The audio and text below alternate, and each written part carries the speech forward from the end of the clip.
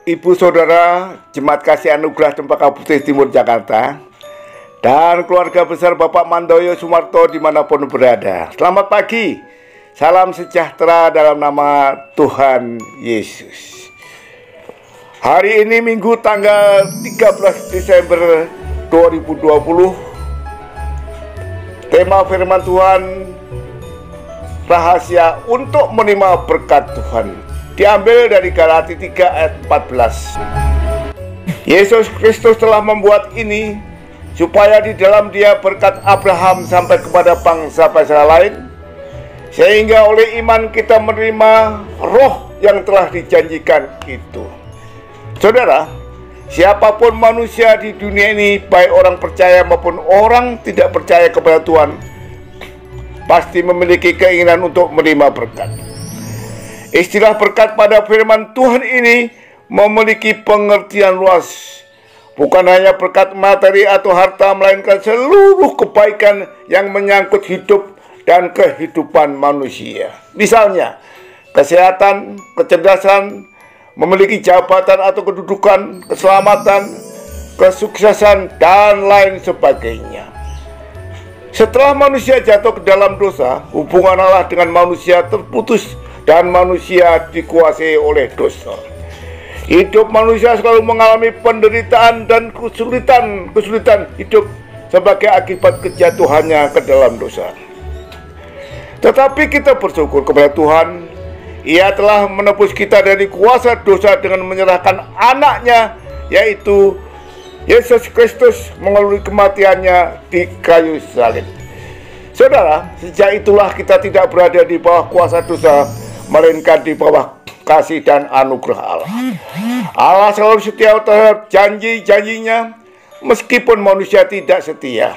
Ia tetap mengasihi dan memberkati orang percaya. Melalui firman Tuhan hari ini, marilah kita memahami beberapa rahasia Allah dalam menerima berkat-berkat-Nya. Adapun rahasia Allah dalam menerima berkat-berkat-Nya adalah, yang pertama, kita harus beribadah kepada Tuhan.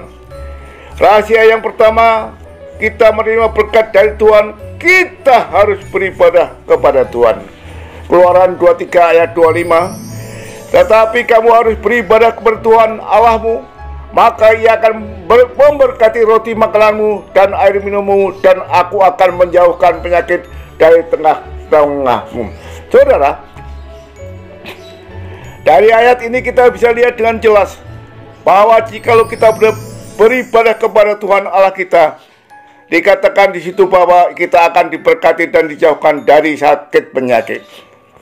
Karena ibadah itu sangat penting, sebab mengandung janji baik untuk hidup sekarang dan ini maupun janji yang akan datang.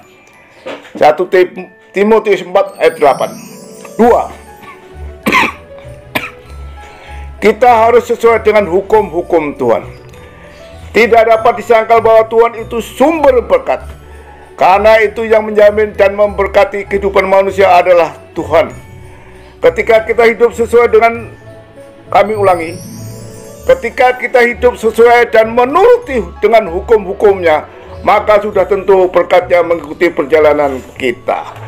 Perhatikanlah janji Allah kepada bangsa Israel dalam Ulangan 28 ayat 1 sampai 13 tentang berkat karena ketaatan. Janji Allah bagi Israel juga berlaku bagi kehidupan kita pagi ini. Yang ketiga, kita harus bekerja keras. Manusia diciptakan Tuhan segambar dengan Khaliknya. Maksudnya adalah Tuhan kita atau Bapa kita di surga bukanlah Bapa yang nganggur. Alkitab berkata bahwa Bapakku bekerja sampai hari ini. Itu berarti bahwa kita sebagai makhluk juga kita harus bekerja. Salah satu kunci sukses dalam hidup ini adalah kita harus bekerja. Alkitab berkata bahwa tangan yang lamban menjadikan miskin, tetapi tangan orang yang rajin menjadikan kaya. Amsal 10 ayat yang keempat. Saudara, kalau tangan yang lamban mengerjakan tanah, maka tidak akan selesai-selesai. Maka tanah itu akhirnya akan tumbuh onak duri. Memiliki tanah tetapi tidak menghasilkan apa-apa, ayat katakan akhirnya menjadi miskin. Dan di dalam Amsal 12 ayat 11a katakan, Siapa mengerjakan tangannya akan kenyang dengan makanan, berarti tidak miskin. Seperti seorang petani yang bekerja keras haruslah yang pertama menikmati hasil usahanya. Yang keempat, kita harus belajar menabur. Alkitab berkata bahwa maka menaburlah Ishak di tanah itu, dan dalam tahun itu juga ia mendapat hasil 100 kali lipat, sebab ia diberkati Tuhan sehingga ia menjadi sangat kaya. Kejadian 26 ayat 12 sampai 13. Saudara, perhatikan baik-baik bahwa orang yang diberkatin adalah mereka yang mau menabur. Karena itu rahasia untuk saudara dan saya. Kalau kita mau diberkati Tuhan adalah mari kita belajar menabur. 2 Korintus 9 ayat ke-6.